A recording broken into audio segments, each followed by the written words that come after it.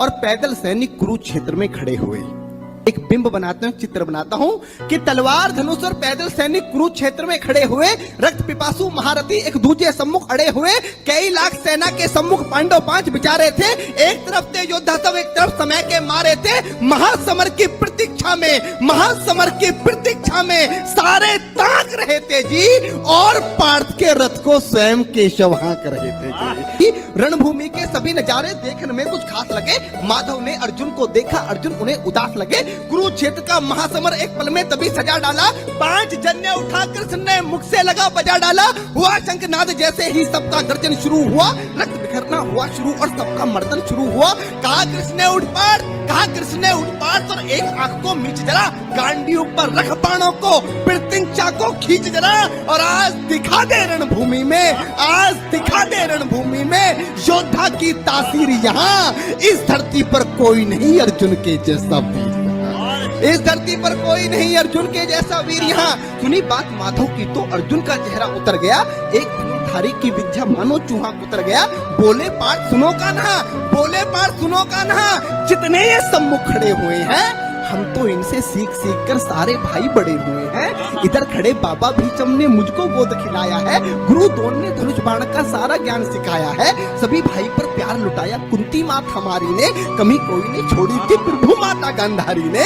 ये जितने गुरुजन खड़े हुए हैं सभी पूजने लायक हैं। माना दुर्योधन दुशासन थोड़े से नालायक हैं। मैं अपराध क्षमा करता हूँ, अरे मैं अपराध क्षमा करता हूँ, बेशक हम ही छोटे हैं, ये जैसे भी हैं आखिर माधव सब ताऊ के बेटे हैं। ये जैसे भी हैं आखिर माधव सब ताऊ के बेटे हैं। और छोटे से भूभाग की खातिर हिंसक नहीं बनूंगा मैं। इंद्रप्रस्थ के इतने बड़े राज्य को एक धर्म से भटका हुआ योद्धा अर्जुन एक जमीन का टुकड़ा बताता है और भगवान से कहता है कि छोटे से भूभाग की खातिर हिंसक नहीं बनूंगा मैं, छोटे से भूभाग की खातिर हिंसक नहीं बनूंगा मैं, स्वर्ण ताकर अपने कुल का विध्वंसक नहीं बनूंगा मैं। अरे खून सने हाथों को होता राजभोग अधिकार नहीं, परिवार मारकर गद्दी मिले तो सिंहासन स्वीकार नहीं, परिवार मारकर गद्दी मिले तो सिंहासन स्वीकार नहीं। और रथ पर बैठ गया अर्जुन,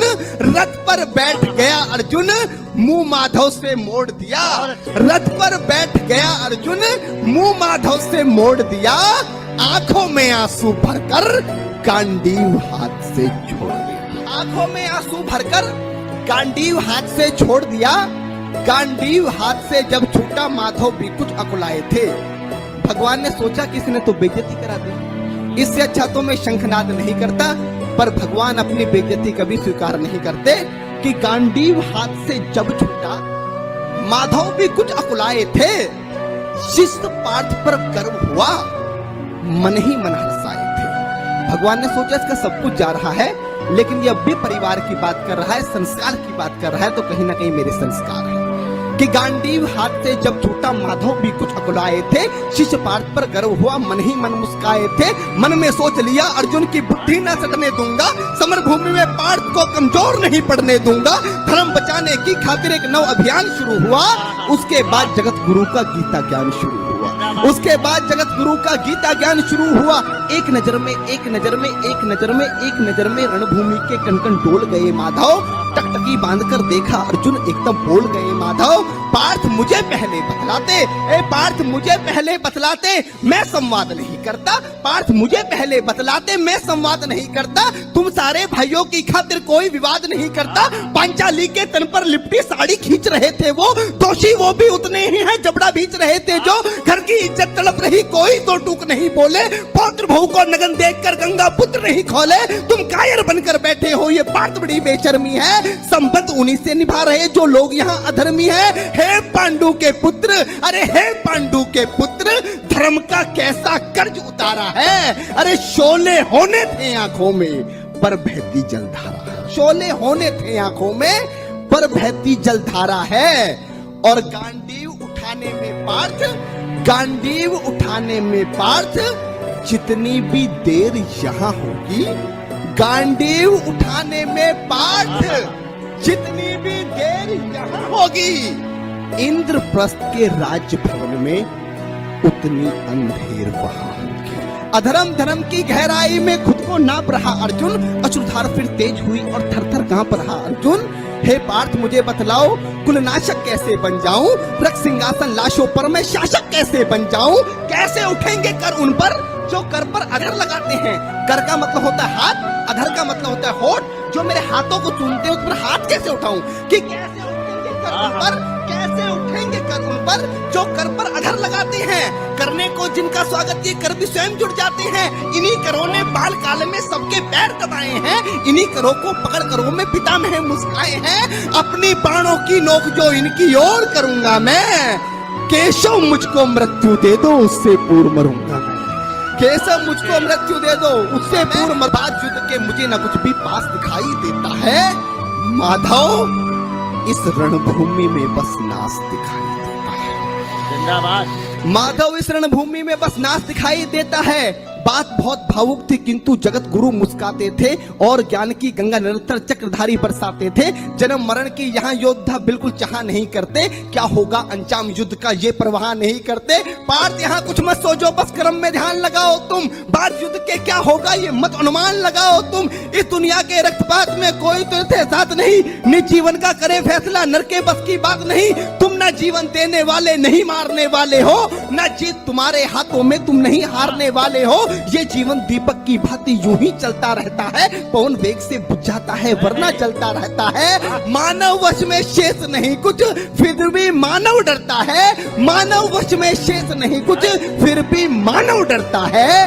वह मरकर भी अमर हुआ जो धर्म की खातिर मरता है, वह मरकर भी अमर हुआ जो धर्म की खातिर मरता है। ना सत्ता सुख से होता है ना सम्मानों से होता है। डॉक्टर साहब अभी यहाँ पर शहीदों की बात की, दुनिया का सबसे बड़ा सम्मान क्या होता है? पार्थ ने गीता में अर्जुन को बताया कि ना सत्ता सुख से होता है ना सम्मानों से होता है, जीवन का सार सफल केवल बस बलिदानों से होता है। जीवन का सार सफल बेहद बस बलिदानों से होता है और देहदान योद्धा ही करते हैं। जब हमारे सेना के जवान, पुलिस के जवान अपनी शहादत देते हैं तो उनको झंडे में लपेट कर लाया जाता है, ये सबसे बड़ा सम्मान है। वही पंक्तियां माधव ने कहा कि ना सत्ता सुख से होता है ना सम्मानों से होता है। मेरे जीवन की डॉक्टर साहब सर्वश्रेष्ठ पंक्तियां दे रहा हूं अपने जीवन की, कि ना सत्ता सुख से होता है ना सम्मानों से होता है, जीवन का सार सफल केवल बस बलिदानों से होता है। और देहदान योद्धा ही करते हैं, देहदान योद्धा ही करते हैं, ना कोई दूजा जाता है। देहदान योद्धा ही करते हैं ना कोई दूजा जाता है। रणभूमि में वीर मरे तो शव भी पूजा जाता है।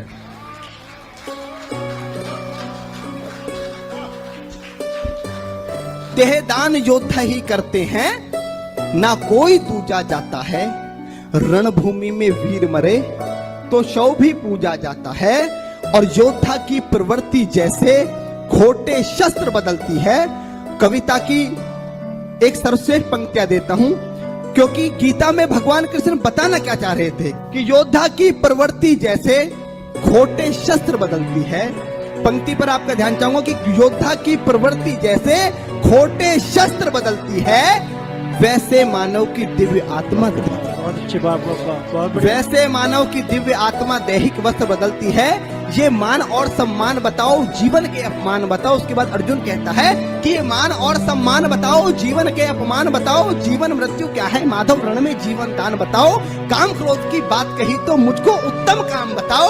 अरे खुद को ईश्वर कहते हो तो जल्दी अपना नाम बताओ, खुद को ईश्वर कहते हो तो जल्दी अपना नाम बताओ।